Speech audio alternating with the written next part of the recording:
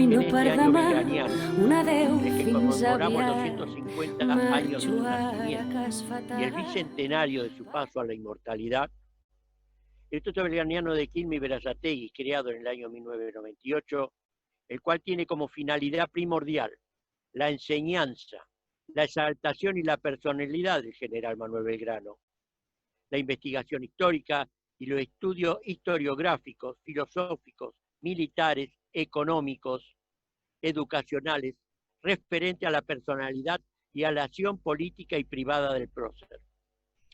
250 años atrás, el 3 de junio de 1770, viene al mundo una criatura a la que se lo bautiza con el nombre de Manuel José Joaquín del Corazón de Jesús Belgrano, quien justo 17 días después de haber cumplido el medio siglo de existencia terrenal, pero ya hecho prócer, entraba en la inmortalidad. Por toda herencia a su patria que lo vio nacer, quedaban sus despojos, su gloria y su virtud. En la actualidad, su vida y su obra solo se estudia o se conoce por el ser el creador de la bandera nacional. Y en el día de la fecha, como un humilde homenaje, solo vamos a referirnos a determinados puntos de su vida y de su obra. Me voy a referir a su incesante acción desplegada en ejercicio de su cargo como secretario perpetuo del Real Consulado de Buenos Aires, a la edad de 24 años. Dicho cargo lo ejerció desde su arribo a Buenos Aires, luego de cursar en España, en donde estudió, que fue en la Universidad de Salamanca y en la de Valladolid, y en la que se graduó de bachiller en leyes a los 19 años. Cursa estudios sobre economía política y llega a presidente de la Academia de Práctica Forense y Política Económica en Salamanca, y en su estadía en Madrid es miembro de Santa Bárbara, del mismo género.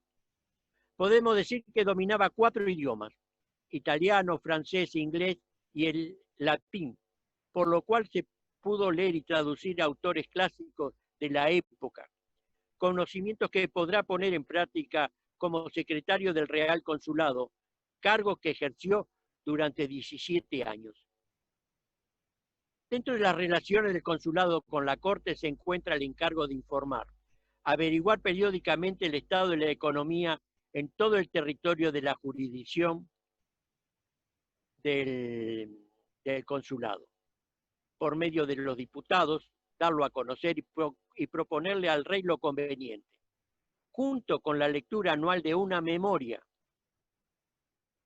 sobre algunos de los objetivos propios del Instituto del Consulado, el cual fue ejercer la jurisdicción mercantil para el fomento de la agricultura, la industria y el comercio. Belgrano leyó una memoria al iniciar cada periodo de sesiones a fines del mes de mayo o principios de junio, esto fue desde el año 1794 hasta 1809. De las 16 memorias que supuestamente leyó Belgrano, se conocen 7. En la primera de ellas, Belgrano la tituló Medios Generales de fomentar la agricultura, animar la industria, proteger el comercio en un país agricultor. En las 2 primeras memorias presentó traducciones de obras importantes y actualizadas de la economía. En 1794 y 1795, las siguientes fueron: sobre las utilidades que resultarían de esta provincia a la península del cultivo del lino y del cáñamo. Sobre este punto es para fabricar cables y lonas a partir del cultivo, a fin de impulsar la incipiente construcción naviera en esta zona. Sobre la dependencia mutua entre la agricultura y el comercio, sobre la liberación del comercio exterior y del contrabando, sobre la necesidad de un aula de comercio, sobre la navegación del Río de la Plata, sobre la necesidad de un viaje científico por el virreinato, sobre aumentar la población, sobre la formación de una sociedad de agricultura y del comercio interior. Otras de ellas es sobre la realización de un plan estadístico o sobre el respaldo brindado a la idea de trasladar al Río de la Plata maestros curtidores extranjeros. También se mostró proteccionista al proponer la creación de una escuela de comercio y una compañía de seguros. la atención al estado de muelles y de caminos. Se ignora el tema y el texto de la memoria 1799 y 1801.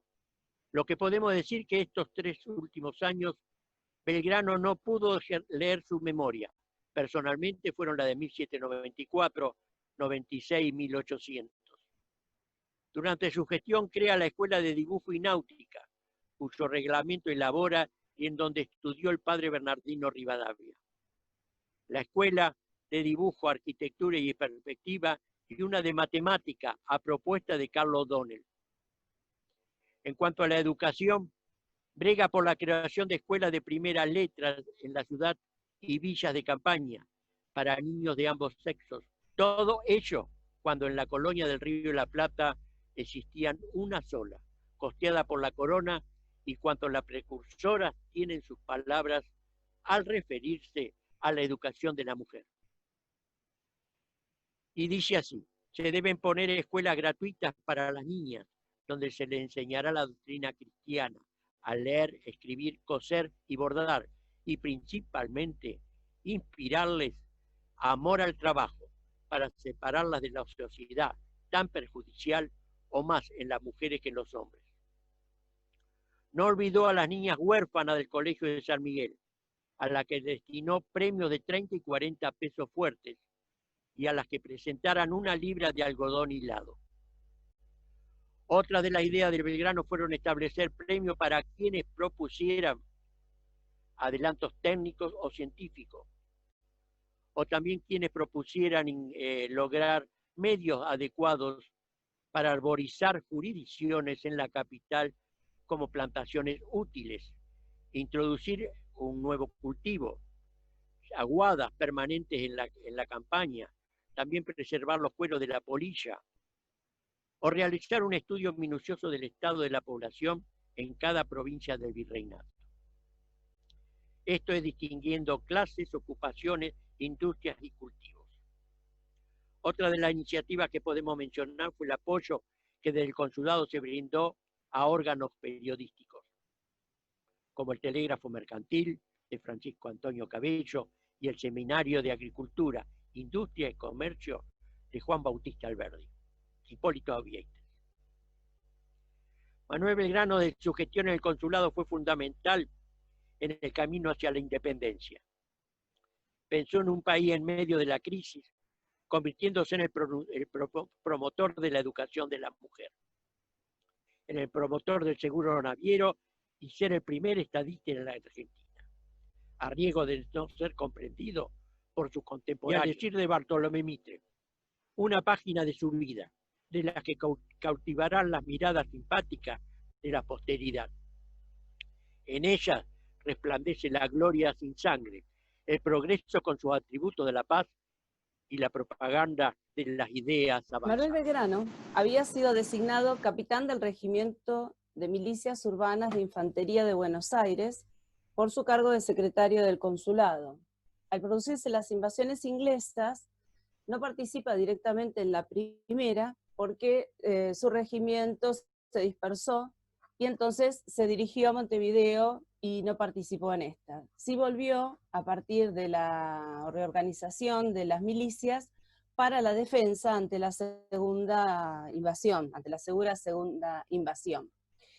Belgrano entonces va a ser nombrado para este entonces sargento mayor del Regimiento de Patricios y participará activamente en la defensa de Buenos Aires en la segunda invasión inglesa, en el Regimiento de Patricios, no lo había dicho. Pasadas las invasiones inglesas, va a participar con un grupo de criollos en una serie de reuniones secretas que se realizarán en pos de iniciar el proceso que llevará a la revolución. Se habían enterado de que Fernando VII había sido apresado en España por las tropas de Napoleón Bonaparte y que por lo tanto se había formado una junta que gobernaba en su nombre. Esa junta había nombrado un virrey, que era Cisneros, el cual se encontraba en Buenos Aires desde 1809. Al enterarse a través de un barco inglés que trae periódicos de esa nacionalidad, de que la Junta Central de Sevilla ya no se encuentra en su cargo, deciden entonces que era el momento de actuar. Por lo tanto, se dirigen al cabildo a pedir el cabildo abierto, es decir, a pedir que participaran los vecinos en las decisiones que vendrían a continuación. En esas decisiones se va a determinar que el virrey debía cesar.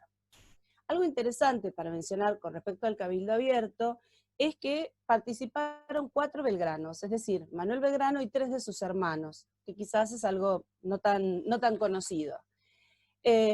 Bueno, este cabildo abierto va a resolver entonces la destitución del virrey Cisneros y la formación de una junta. En esa junta, que primero arteramente el virrey logra que sea todavía nombrado presidente de la misma. Bueno, Belgrano, junto con un grupo de criollos, resuelven que esto no puede ser así, y hay una frase muy conocida que dice: juro a la patria y a mis compañeros que si a las 3 de la tarde del día de mañana el virrey no ha renunciado, lo arrojaremos por las ventanas de la fortaleza. Era tal su decisión que, bueno, precisamente al día siguiente el virrey cesó en su mando y se formó una junta integrada por Saavedra como presidente de la misma, Moreno y Paso, y entre los vocales estaría Manuel Belgrano.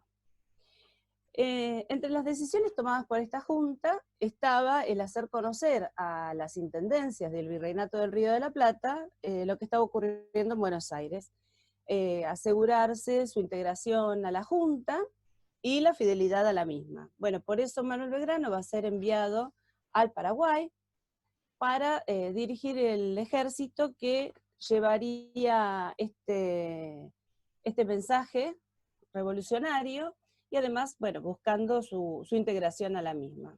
Al llegar a Santa Fe, fueron bien recibidos en general por la población, y algo quizás como para mencionar, algo anecdótico, fue que entre quienes ayudaron al ejército que se estaba movilizando, estaba la señora Gregoria Pérez de Denis, la cual donó gran parte de sus bienes para ayudar al ejército, y por eso fue nombrada Benemérita de la Patria. En el camino hacia Paraguay, Belgrano fundó 2 pueblos.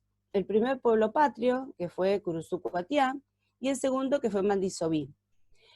No solamente lo fundó, sino que distribuyó tierras, estableció un reglamento para estos pueblos, ¿sí? Preocupándose precisamente por las condiciones de vida de sus habitantes. Y en particular, algo que le interesó en su camino fue también la vida de los pueblos originarios, y por eso dictó un reglamento para el régimen político y administrativo y reforma de los 30 pueblos de las misiones, por el cual declaraba a los pueblos libres y que podían gozar de sus propiedades, disponer de sus bienes, practicar el comercio, ¿sí? Realmente es considerado un antecedente de la Constitución, tanto provincial como nacional, de la organización institucional de nuestro país, y se considera que fue Belgrano el primero en organizar institucionalmente a los pueblos que iba a liberar.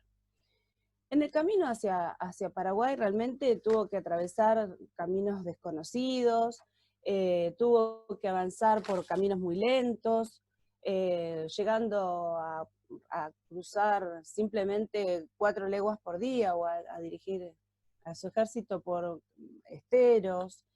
Ese ejército estaba muy mal armado, muy desordenado, tuvo que castigar en muchos momentos abusos, saqueos. Bueno, a pesar de ello, bueno, logró el triunfo en la batalla de Campichuelo. Después tuvo 2 derrotas, que son Paraguarí y Tacuarí, pero realmente logró una honrosa capitulación que le permitió retirarse con la bandera desplegada y tambor batiente. Fue tan importante esta campaña que Velasco inmediatamente fue depuesto y reemplazado por una junta de gobierno criolla. Buenos Aires al principio lo llamó a Belgrano para exigirle que rindiera cuentas de lo que había ocurrido, pero luego fue nombrado, bueno, fue absuelto, y fue nombrado coronel del regimiento de patricios, y se le encomendó dirigirse a Rosario para fundar allí 2 baterías y defender entonces el río. Allí funda la Baterías Libertad e Independencia, creará la escarapela y la bandera, pero no se enterara que el triunvirato se la rechazó porque Belgrano ya había marchado hacia el norte a reemplazar a En Martín de la Pueyrredón. costa de Yatasto es donde Juan Martín de Pueyrredón efectivamente le entrega el mando al general Belgrano. Este sigue rumbo a Jujuy y va recogiendo en el camino mucha indiferencia, mucha frialdad, hasta odio mortal por la causa patriota, según le va a escribir a Rivadavia. Y al llegar a Jujuy, en la posta La Ciénaga, va a emitir la primera proclama donde le expresa al pueblo jujeño que está concurriendo para protegerlos y para defenderlos. Se va a retirar a Camposanto para poder reorganizar ese ejército que había recibido, que estaba diezmado. Era un ejército harapiento, sin armas y con hambre, porque no tenían ningún tipo de recursos. Mientras tanto, unas partidas le comienzan a informar que los españoles se estaban reorganizando en Suipacha para bajar hacia Salta. Entonces decide trasladarse hacia Jujuy con sus tropas y en esta situación vemos el espíritu que tiene Manuel Belgrano como estratega, pues él va a considerar que en esta circunstancia la causa patriota no se iba a sostener solamente guerreando o gobernando, que era necesario poder generar identidad en el pueblo. Entonces, aprovechando el segundo aniversario de la Revolución de Mayo, va a presentar la bandera que él había creado, la va a bendecir y le va a pedir al pueblo y a las tropas que la sostengan con dignidad y con honor. Tal habrá sido la fuerza y el espíritu que había puesto Manuel Belgrano, que una sola respuesta fue la que dieron y fue un viva la patria. Mientras tanto, desde Buenos Aires estaba recibiendo una orden que debía tomar su tropa y bajar hasta Córdoba sin presentar ninguna batalla a los cuerpos realistas.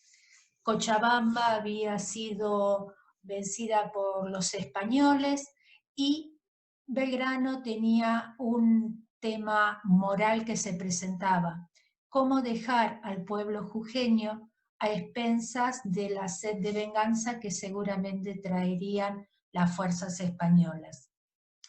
Es así entonces que el 29 de julio emite un bando donde dispone la retirada de todo el pueblo jujeño, pero con una consigna: dejar arrasada esa tierra, para que nada pueda ser utilizado por los españoles. Y es así que se inicia una gran gesta de nuestra historia, que es el éxodo jujeño, donde el 23 de agosto los últimos jujeños abandonan sus hogares rumbo a Tucumán. Un poeta de esa zona va a describirlo diciendo que era un monumento viviente de heroísmo sin estridencias. Y realmente de esa forma habrá sido. En comienzos de septiembre logran cruzar el río Las Piedras y la retaguardia patriota tiene un enfrentamiento con la vanguardia española, la cual es vencida. Los españoles retroceden y este hecho militar tuvo consecuencias a nivel estratégico y también a nivel moral. A nivel moral porque logró levantar el ánimo de ese ejército que había sido diezmado. Y a nivel estratégico porque, por un lado, retrasó la marcha española, ya que tuvieron que retroceder, pero también sirvió para considerar la posibilidad de enfrentar a esas fuerzas para que no sigan avanzando. En el rumbo hacia Tucumán, Belgrano le ordenó a Balcarce que se adelante para medir los ánimos del pueblo tucumano, y ver cómo estaban allí las cosas. Y cuando Belgrano llegó a esta provincia, una sola fue la respuesta. Estaban dispuestos a dar todo por su vida para impedir que los españoles tomasen sus tierras. Belgrano va a desobedecer la orden del triunvirato y les va a enviar un bando explicándoles que no podía dejar a las tierras tucumanas y que iba a presentarle batalla.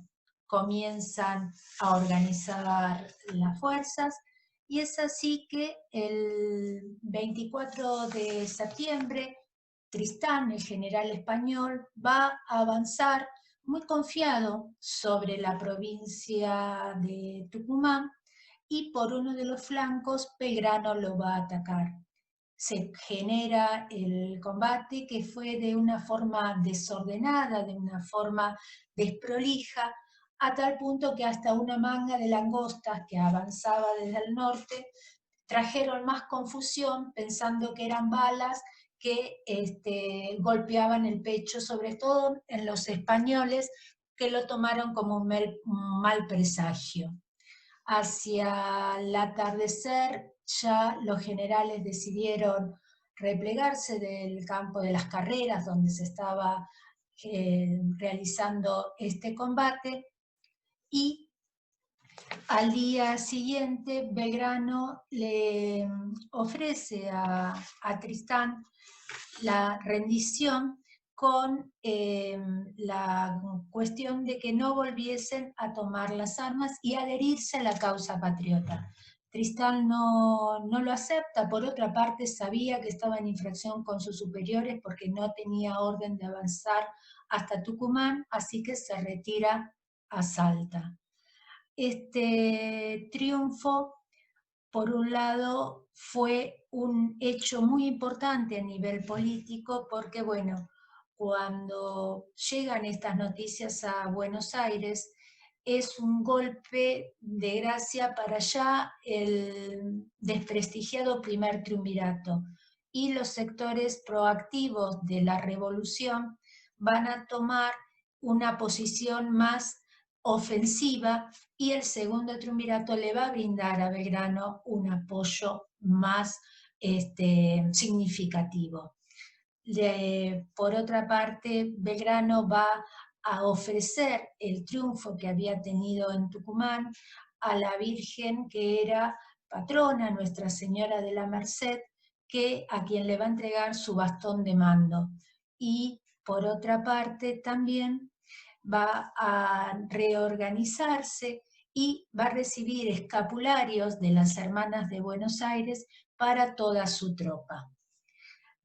Una vez que comienza a reorganizar nuevamente su ejército, el general Belgrano va a retomar la marcha hacia Salta y allí, gracias a la ayuda de un vaquiano del lugar que también integraba sus tropas, va a sorprender a los españoles porque va a tomar otro camino. Pero antes de iniciar esa marcha, va a reunir a todos sus soldados a orillas del río Pasaje, que era el punto en el norte, y va a presentar nuevamente su bandera, y en este caso va a hacerles prometer fidelidad a la asamblea que estaba reunida en Buenos Aires y a la bandera que él estaba portando. Y va a denominar a partir de esa fecha el río Juramento. Retoman la marcha por la quebrada de Chachapoyas, con muchas dificultades, porque recordemos también, estábamos a comienzo de año y las lluvias son muy copiosas. Eso también había ayudado, pues los españoles estaban atrincherados, Tristán estaba atrincherado en Salta, esperando que cesasen las lluvias y también recibir refuerzos de Goyeneche. Belgrano llegó a la finca de los Castañares, donde reorganizó su estrategia, y por otro lado también le permitió que la tropa descansase.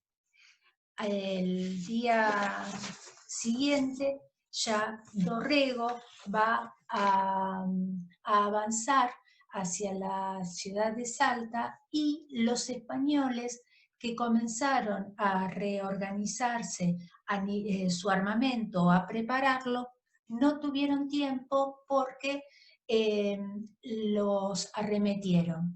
Belgrano se incorporó a la lucha, y la batalla tipo 2 de la tarde ya estaba definida.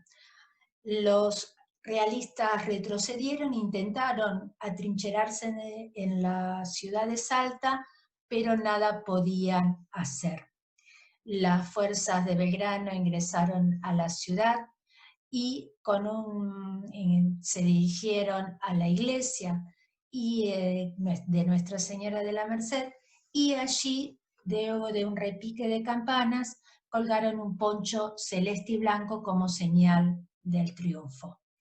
A la tarde se ajustaron los términos de la capitulación, y en otro gesto de grandeza moral de nuestro héroe, no aceptó que Pío Tristán le entregase el sable para evitar la humillación delante de sus tropas, ni tampoco pasó a degüello a los soldados realistas, solamente les hizo prestar juramento que no tomarían las armas contra la causa patriota. Esta nuevamente noticia causó mucha alegría en Buenos Aires, quienes decidieron premiar a los vencedores con escudos de oro, de plata y de paño, desde la oficialidad hasta los soldados, en reconocimiento de este triunfo. Al general Belgrano también le entregaron un sable con una empuñadura de oro y un premio de 40.000 pesos, quien lo donó para la creación de 4 escuelas, porque consideraba que la educación era la base de la felicidad de los pueblos. Luego, a los pocos meses, intentó derrotar a los españoles, avanzando hacia el actual territorio boliviano, pero tuvo 2 derrotas muy importantes. El ejército ya estaba muy desgastado, que fueron Vilcapugio y Ayohuma, que lo hicieron retroceder hasta Salta, donde le va a entregar el mando al general San Martín. Es importante destacar que en este recorrido Belgrano recibió una carta que le habían escrito desde Buenos Aires, donde le expresaban las críticas hacia su desempeño. Y lo que él le expresó es que mucho pueden hablar los que están fuera del ruido de las balas y de los gemidos de los heridos y de los muertos. Bueno, en el entre campo de batalla. 1814 y 1815, Manuel Belgrano fue enviado en misión diplomática al exterior. Napoleón había sido derrotado, los reyes estaban volviendo a sus tronos, inclusive Fernando VII, y la situación era bastante compleja, ya que el Río de la Plata era la única región que aún continuaba en este proceso revolucionario. En el Río de la Plata, San Martín y Güemes presionaban para conseguir la independencia, y se había reunido el Congreso en Tucumán. Lo convocan a Belgrano inmediatamente a su regreso a Buenos Aires, a que se dirija a Tucumán a dar explicaciones y contar lo que estaba ocurriendo en Europa, y él les dice que estaba de acuerdo, completamente de acuerdo con la declaración de la independencia, pero que la situación había cambiado en cuanto a la forma de gobierno, ya que hasta ahora siempre había sido preferida la forma republicana. Pero a partir del regreso de los reyes, o sea, a partir de la restauración, lo que nos vamos a encontrar es que se persiguen a las repúblicas, y por lo tanto Belgrano lo que aconseja es el establecimiento de una monarquía temperada, es decir, una monarquía constitucional, y plantea la preferencia de nombrar un inca como el rey, ¿sí? Sería una monarquía parlamentaria en la cual el rey sería entonces un descendiente de quienes fueron los dueños originarios de estos territorios, ¿sí? Bueno, esto no se terminó de resolver, pero sí se declaró el 9 de julio de 1816 la independencia de las Provincias Unidas en Sudamérica como nación libre e independiente del rey Fernando VII, sus sucesores y sus metrópolis, y se agregó y de toda otra nación extranjera, precisamente porque se sabía que había negociaciones en Buenos Aires con Inglaterra y con Portugal. El proyecto de monarquía realmente es un proyecto importante, monarquía incaica, es un proyecto realmente importante porque era un proyecto americano, es decir, no era un proyecto solamente para lo que era la Argentina, sino era un proyecto para toda la América del Sur. Por eso entonces era importante la coronación de un inca. Estando en Tucumán fue nombrado general del Ejército del Perú, y nuevamente entonces entrará en funciones militares. Así que San Martín lo había recomendado, decía que era lo mejor que había en América del Sur y que era respetado tanto por los soldados como por la gente del norte del territorio, y por lo tanto, después de una situación tan conflictiva como era la derrota de Sipe que había ocurrido mientras él estaba en el exterior, bueno, Belgrano era la mejor figura como para restablecer el orden en un ejército tan desorganizado. Belgrano estaría entonces como jefe de este ejército del Perú, Güemes sería el jefe de la vanguardia, y San Martín se encargaría entonces de organizar el cruce de los Andes. El Congreso va a aprobar la bandera, ¿sí? Y se trasladará a Buenos Aires. En Buenos Aires la situación no va a ser muy buena para 1819, estamos ya en esa época, cuando el director supremo, Rondó, le pide que baje con su ejército, y Belgrano pide licencia ya que se encontraba realmente mal de salud, llegando a estas tierras alrededor de los años 20. Vamos a hacer un apartado especial para hablar de nuestra bandera y sus colores. Podemos decir que el 13 de febrero de 1812, Belgrano propone al gobierno el uso de la escarapela nacional para diferenciar a sus hombres del enemigo. El triunvirato la aprobó con los colores blanco y azul celeste, no azul. ¿De dónde vienen los colores de la escarapela? Durante muchos años era común escuchar que provenían del cielo o del manto de la Virgen, pero en realidad los colores son los colores de la Orden de Carlos III Borbón. Podemos ver en los cuadros de Goya a Carlos III, a Carlos IV, Fernando VII, que están usando los símbolos blanco y azul celeste. También la utilizaban los patricios en su penacho como símbolo de fidelidad al rey de España. ¿Tenemos antecedentes del uso de esos colores en el Río de la Plata? Sí. En 1649, Lariz pintó un cuadro al óleo con el escudo de Buenos Aires, también en azul, celeste y blanco. En 1794, en la fachada del consulado, se encontraban en el escudo los colores azul, celeste y blanco. Los patricios, en las invasiones inglesas, lo usaron en el año 1807, y también la Sociedad Patriótica con French y Beruti en 1811. Unos días después de crear la escarapela, el 27 de febrero de 1812, Belgrano creó nuestra bandera. ¿Qué hacía Belgrano en Rosario? Estaba estableciendo las baterías Libertad e Independencia para frenar el avance realista, y él dice en sus propias palabras: viendo la necesidad de enarbolar bandera y no teniéndola, la mandé a confeccionar. ¿Quién la hizo? La rosarina María Catalina Echevarría de Vidal. Y la hizo por primera vez Come Maciel, que era un joven carpintero transportador de materiales.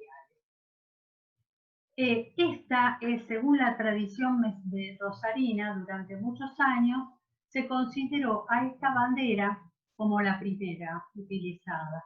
El blanco apoyado sobre el asta y el celeste, de solo 2 paños.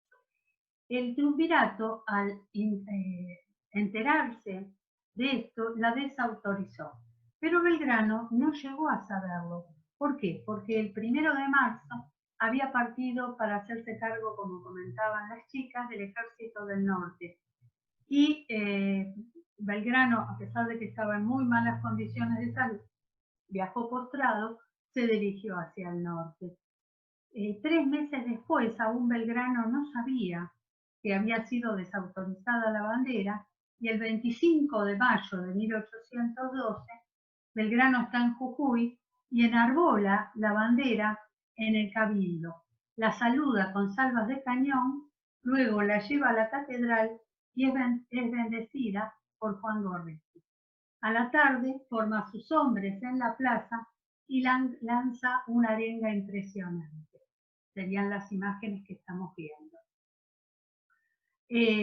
Aún seguía ignorando Belgrano este hecho, y realmente hubo que esperar muchos años. Cuando Belgrano se entera de la desautorización, dice que la va a deshacer para guardarla para una gran victoria. Será recién el Congreso de Tucumán, el 9 de julio, había declarado la independencia el 9 de julio de 1816, quien el 20 de julio de ese mismo año, es decir, 11 días después de la independencia, aprueba la bandera. Estaba bajo la presidencia de Juan José Paso y es la bandera que estamos viendo aquí nosotros. Es la que aprueba el Congreso de Tucumán. Así que ya vemos las 3 franjas en la bandera. Igualmente, estos años que nos quedan entre 1812 y 1816, sabemos que Belgrano la había utilizado en Salta, por ejemplo, en la batalla de Salta fue utilizada la bandera.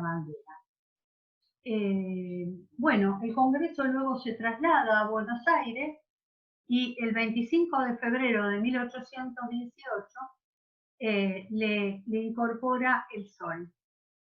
El sol en esos momentos era solo para las batallas. Recién hubo que esperar muchos años para que el sol se incorpore a todas nuestras banderas. Como vemos aquí, es un sol que tiene connotaciones incas, tiene 32 rayos, son 16 flamígeros, es decir, lanceolados que imitan llamas, y 16 rayos rectos, alternados entre sí.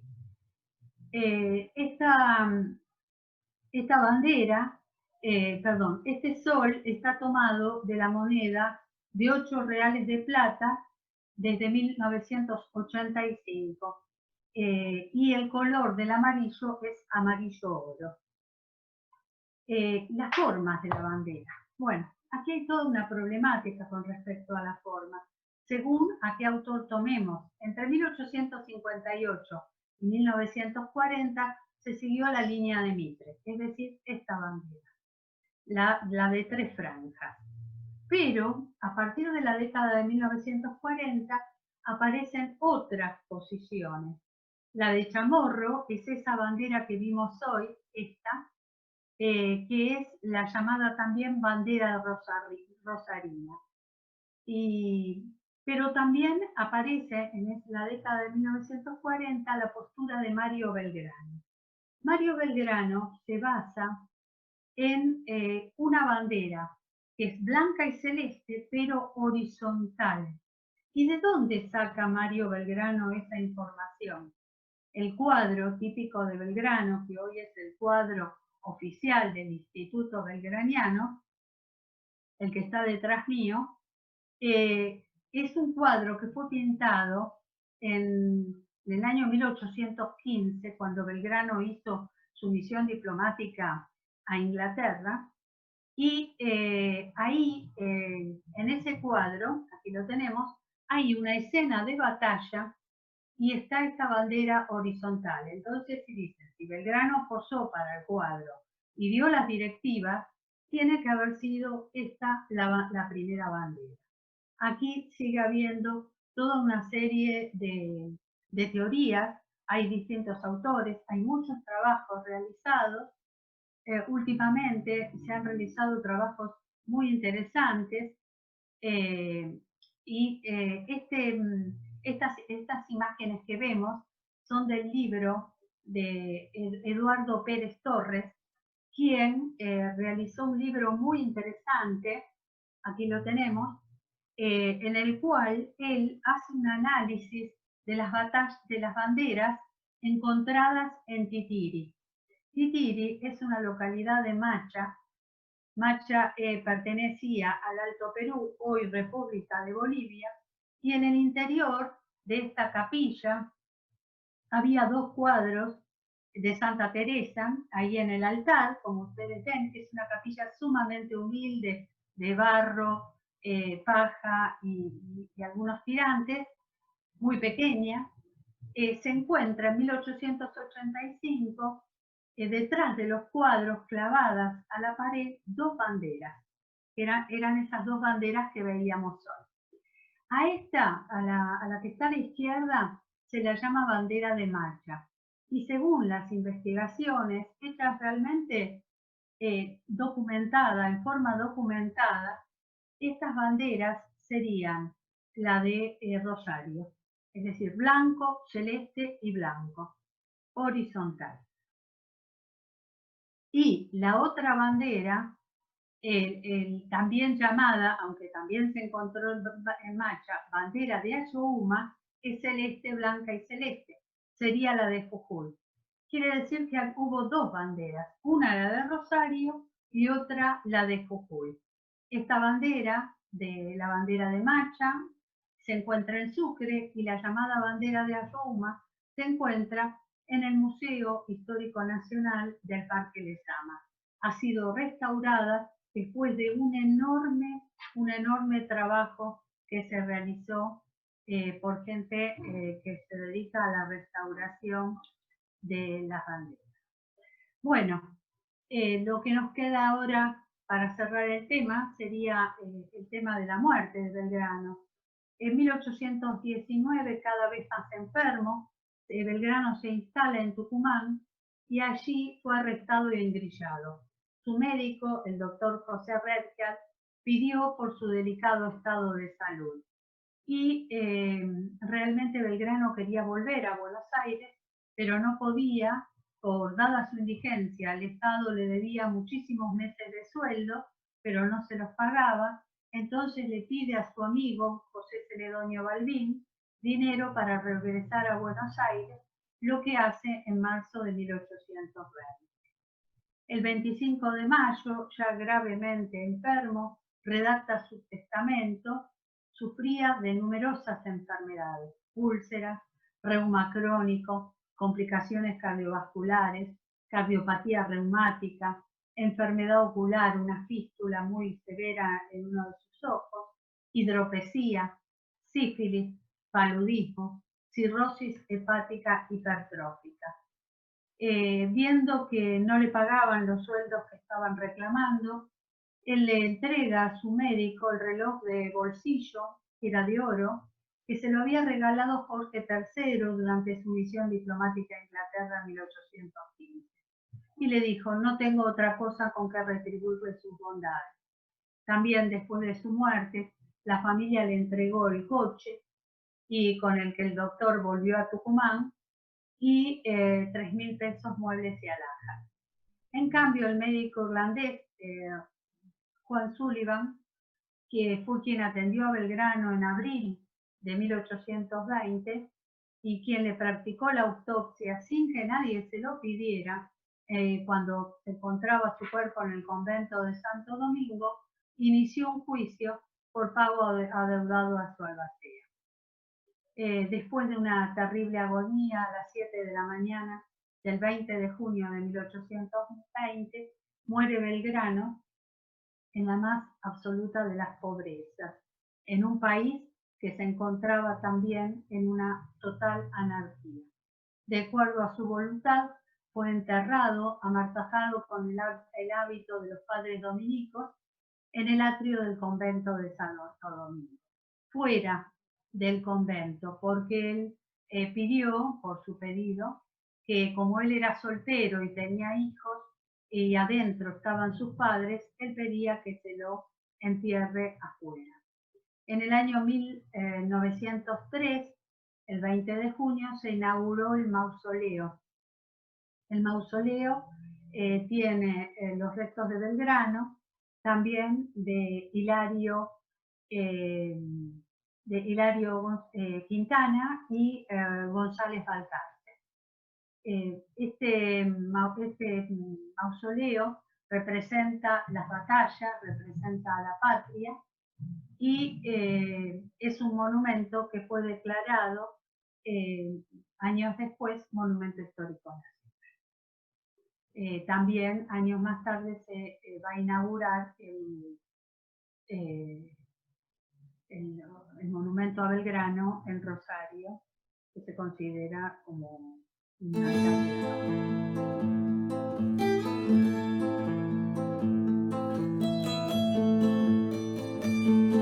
De cada un altre cop, un adeu per avui no per demà.